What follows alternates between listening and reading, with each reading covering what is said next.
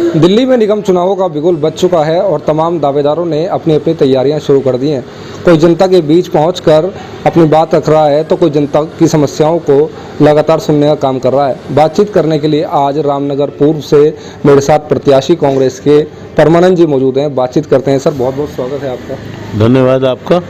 Sir, सबसे पहले तो बताएं कि आप किन मुद्दों को लेकर अब की बार चुनाव में आए हैं और क्या जो कमियां हैं आपके वार्ड में जिन्हें आप पूरी करने का काम कर रहे हैं। देखिए, हमारा क्षेत्र में पिछले करीब 20 साल से काबिज है बीजेपी सरकार।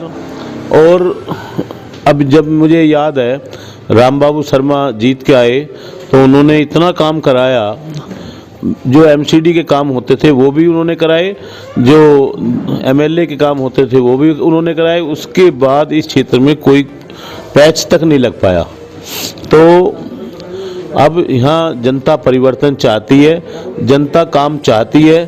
तो यहाँ मुद्दे तो इतने हैं कि कोई उनको संभालना सजोना दोबारा बड़ा मुश्किल पड़ रहा है, लेकिन मुझे पूरी उम्मीद है कि इन सारे मुद्दों पर ध्यान दिया जाएगा।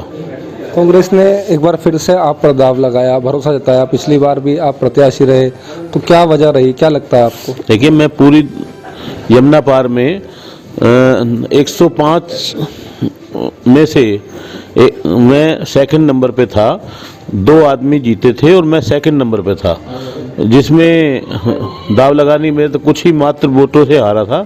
तो मुझे, और फिर उसके बाद पब्लिक जानती है, मेरा कांग्रेस जानती है कि भाई ये आदमी कितना काम करता है, लोगों में रहता है। मैं तो शुरू से ही पहले से भी और अब भी कांग्रेस के नहीं, मैं तो जनता की सेवा में विश्वास रखता हूँ। और चूँकि कांग्रेस से मैं बिलोंग करता हूँ, कांग्रेस पार्टी मुझे बहुत अच्छी लगती है, कांग्रेस के नीति और विचार अच्छे लगते हैं, इसलिए कांग्रेस के बैनर के नीचे रहता हूँ। और मैं तो पूरी जनता का सेवादार हूँ, मैं उनकी सेवा करता हूँ। मुझे पार्टी पॉलिटिक्स से इतना नहीं था, पर उनके चूँकि कांग्रेस के नीति और विचार अच्छे लगते हैं, इसलिए मैं उनके साथ हूँ। बात करें आम आदमी पार्टी की, तो दिल्ली की सत्ता में जो काबिज है आम आदमी पार्टी, लेकिन अब निगम के चुनाव भी एक बड़ी चुनौती रहेंगे। और खासकर कांग्रेस की बात करें, कांग्रेस काफ़ी समय से दूर है सत्ता से, तो कैसे वापसी कर पाएगी? देखिए, ऐसा है, पहली बात तो जब कोई भी हो, चेंज शुड बी बेटर। परिवर्तन जो है, परिवर्तन तरक्की की एक निशानी है। और जब 70 साल कांग्रेस रही तो 70 साल के बाद लोगों को परिवर्तन की जरूरत पड़ी। लोगों ने बदलाव चाहा और बदला भी।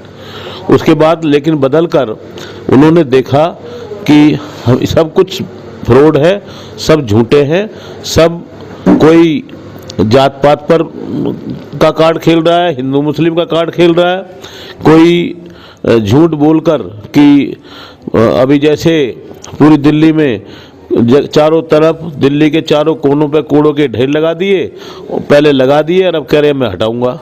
ये सब झूठे आदमी हैं। और कांग्रेस ने हमेशा, मुझे इसीलिए अच्छी लगती है कांग्रेस कि वो काम करती है। उसने काम करके दिखाए। शीला दीक्षित ने पूरी दिल्ली को चमकाया। हाँ, उनकी कुछ गलतियां रहीं, उन्होंने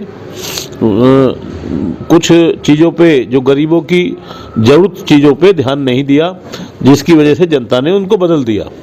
पर ऐसा नहीं है कि हर बार जब बदला तो अब उन्हें पता लगा कि भाई हमें क्यों बदला। तो अब कांग्रेस दोबारा से मेजॉरिटी में आएगी और कांग्रेस उस पर विशेष ध्यान देगी, जो उनकी जरूरत, जिसकी वजह से जो गलती से कुछ हुआ, आगे से ऐसा नहीं करेगी। और हमेशा कांग्रेस की बराबर कोई काम करने वाला आज तक नहीं हुआ। इस तरह से भी आप कह रहे थे कि अरविंद केजरीवाल को लेकर कि पहले तो कूड़े के ढेर लगा दिए और अब कह रहे हैं कि हटा देंगे। बड़ा सवाल है, आखिर लेकर कहाँ जाएंगे उस कूड़े को? ये सब झूठे हैं।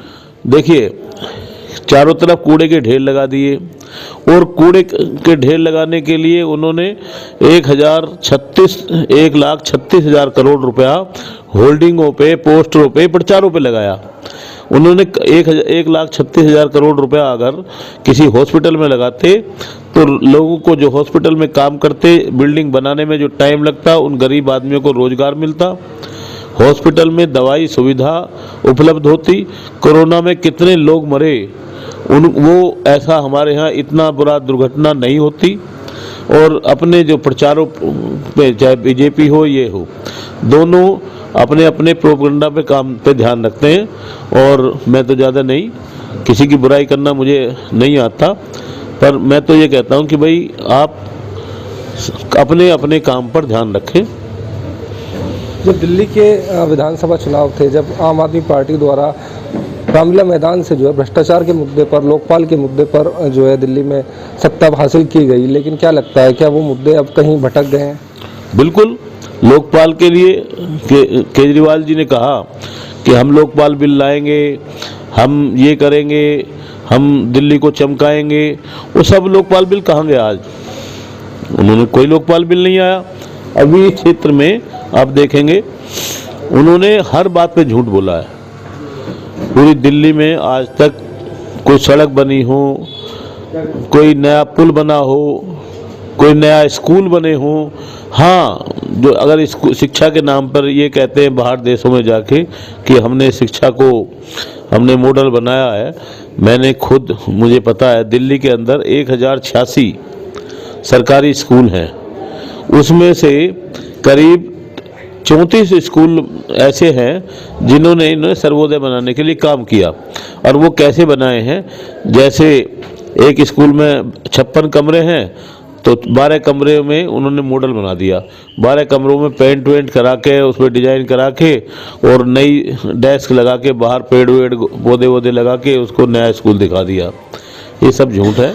आप कोई भी ऐसा स्कूल बताएं जिसमें उन्होंने 56 कमरों का, 40 कमरों का कोई नया स्कूल बनाया हो, नया हॉस्पिटल बनाया हो, नई कोई ऐसा पुल बनाया हो, कुछ बताओ हमें क्या करा है? क्या लगता है कि वो 12 कमरे केवल फोटोग्राफी और प्रचार के काम आ रहे हैं या बच्चों की शिक्षा के भी काम आ रहे हैं? नहीं, ऐसा नहीं है। देखिए, जब कोई चीज़ नई बनेगी तो काम तो आएंगे, लेकिन उससे कोई नया डेवलपमेंट थोड़ी हुआ है। बच्चों की नई शिक्षा थोड़ी अलग से बढ़ गई है। अब आप एक बच्चा बड़े स्टैंडर्ड के कपड़े पहन के स्कूल जाता है, एक बच्चा अपनी गरीबी की कमीज पहन के जाता है, तो ऐसा थोड़ी है कि जो स्टैंडर्ड के कपड़े पहन के जाएगा उसको अलग पढ़ाया जाएगा और जो गरीब बच्चा होगा उसको अलग पढ़ाया जाएगा। दोनों बच्चे स्कूल में एक साथ जाते हैं और जो गरीब बच्चा होता है वो निखर के आता है बाहर। कोई ज़रूरी नहीं है ऐसा कि भाई जो स्टैंडर्ड कपड़े पहन के गया वो बाहर आएगा। ये तो स्कूल बनने से कि बाहर जो कमरे बना दिए, उनके कोई टीचर पढ़ाने वाले तो वही हैं, कोई अलग से थोड़ी आए। ये सब बेकार की बातें हैं कि भाई हमने नए कमरे बना के कोई नया डेवलपमेंट किया, ऐसा कुछ डेवलपमेंट नहीं हुआ। चलिए, क्या अपील लोगों से करना चाहिए? मैं तो क्षेत्र की जनता से ये अपील करना चाहता हूँ, मैं पूरी जनता का, अपने रामनगर वार्ड 222 का सेवक हूँ और मैं सेवा करना चाहता हूँ। मैं बीजेपी, आप पार्टी, मैं किसी की बुराई नहीं करना चाहता। मुझे सेवा में विश्वास है और मैं सेवा करता रहूँगा।